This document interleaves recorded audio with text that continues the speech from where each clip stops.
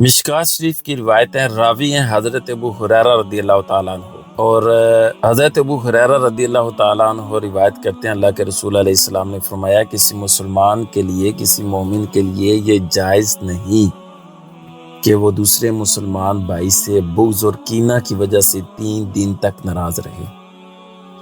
اللہ کے رسول علیہ السلام کے فرمان کا مفہوم دوبارہ سنیے کہ یہ کسی مومن کے لیے جائز نہیں، حلال نہیں کہ وہ دوسرے مسلمان بھائی سے بغض اور کینہ کی وجہ سے 3 دن تک ناراض رہے، اور اگر وہ ناراض رہے اور اسی حالت میں مر جائے تو فرمایا وہ جہنم میں داخل ہوگا۔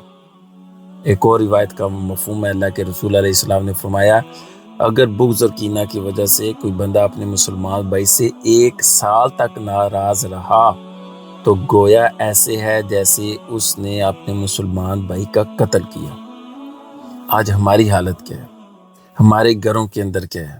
ہماری فیملیز کے اندر کیا ہے؟ صرف اکڑ، انانیت، تیریاں میریاں اکڑاں کس کاری، تو بھی ٹے پینا میں بھی ٹے پینا، آیا سدا تے بکل مار ٹرنا، نہ کچھ تو کہنا نہ میں کہنا، تیرا میرا رہا تھے کی جھگڑا، نہ تو رہنا نہ میں رہنا۔ کس چیز کی اکڑ ہے؟ کس چیز کی انانیت ہے؟ یہ صرف ایک میں ہے، اور میں کے بارے میں بلے شاہ علیہ الرحمہ نے خوب فرمایا کہ پھلاں دا تو اتر بنا، اتراں چو تو کڑ دریا، دریا وچ پھر رج کے نا، مچھلیاں وانگو تاریاں لا، پھر بھی تیری بو نہیں مکنی، پہلے اندروں میں مکا۔ جب تک یہ میں ہے کوئی اللہ کا قرب حاصل نہیں ہوگا، جب تک یہ میں ہے یہ جہنم کا راستہ ہے، جب تک یہ میں ہے اللہ کریم نیکیاں قبول نہیں فرماتا۔ تو یہ میں نکالنا پڑے گی۔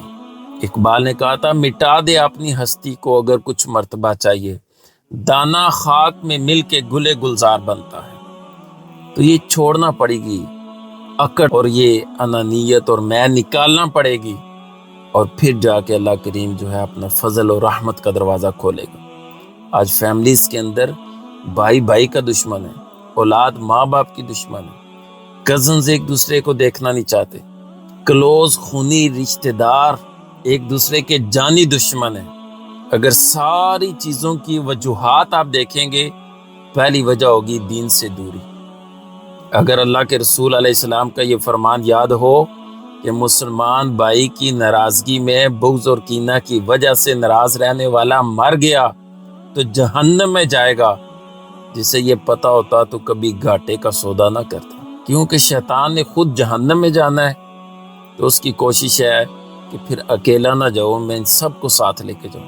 اکڑ بھی اسی کی طرف سے آتی ہے، غصہ بھی اسی کی طرف سے آتا ہے، ہر چیز وہ دلاتا ہے تاکہ یہ جہنم میں میرا ساتھی بن جائے۔ دوستو آج وقت ہے ہم سنبھل جائیں، دنیا کی ترقی ہوگی یہ آگے دیکھیں، اگر ہم ترقی کرنا چاہتے ہیں تو ہمیں تقریباً 1400 سال پہلے پیچھے مڑ کے دیکھنا پڑے گا، اللہ کے رسول علیہ السلام کی تعلیمات پہ جانا پڑے گا، آپ کی زندگی پہ جانا پڑے گا، مسلمان ترقی کا جائے گا۔